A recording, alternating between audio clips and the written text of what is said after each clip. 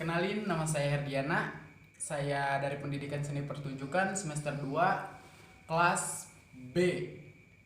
B. Oke. Jadi di sini saya akan menjelaskan tentang sistem politik di Indonesia. Jadi di sini ada beberapa sistem politik di Indonesia yang akan saya jelaskan. Dan saya di sini juga akan sedikit mengulas tentang presentasi-presentasi dari teman-teman saya yang sudah disampaikan minggu-minggu kemarin. Nah, langsung saja ada sistem politik.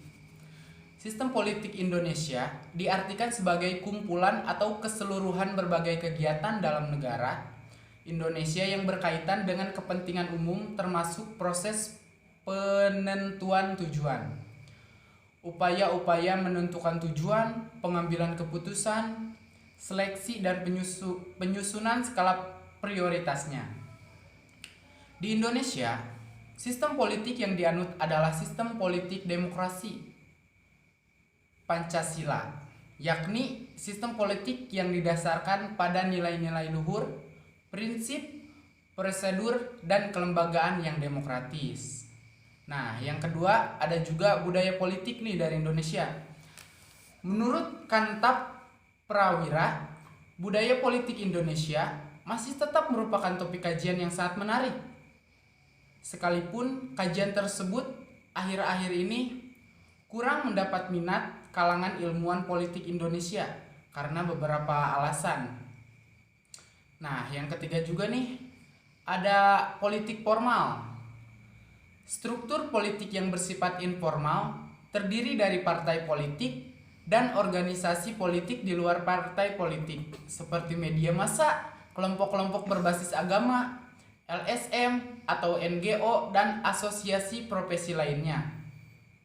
Partai politik telah menjadi ciri penting politik modern.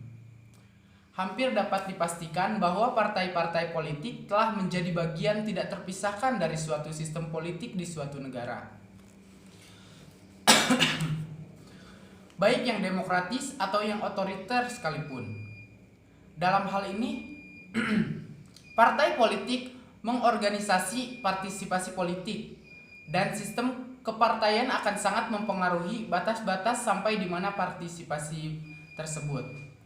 Nah, selanjutnya ada juga fungsi politik.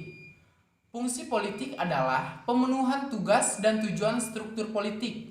Jadi, suatu struktur politik dapat dikatakan berfungsi apabila sebagian atau seluruh tugasnya terlaksana dan tujuannya tercapai. Oleh karena itu, struktur politik dibedakan atas infrastruktur politik, yaitu struktur politik masyarakat atau rakyat, suasana kehidupan politik masyarakat, dan suprastruktur politik, yaitu struktur politik pemerintahan, sektor pemerintahan, suasana pemerintahan, sektor politik pemerintahan. Nah, yang terakhir juga ada partisipasi politik.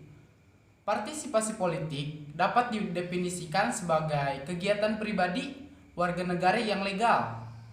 Tujuan dari partisipasi politik adalah untuk mempengaruhi keputusan politik yang akan diambil oleh pemerintah agar keputusan tersebut menguntungkannya.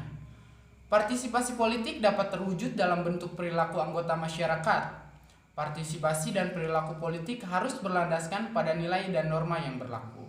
Nah, segitu saja ulasan yang bisa saya sampaikan dari sistem politik di Indonesia. Mohon maaf bila ada salah-salah kata dari saya.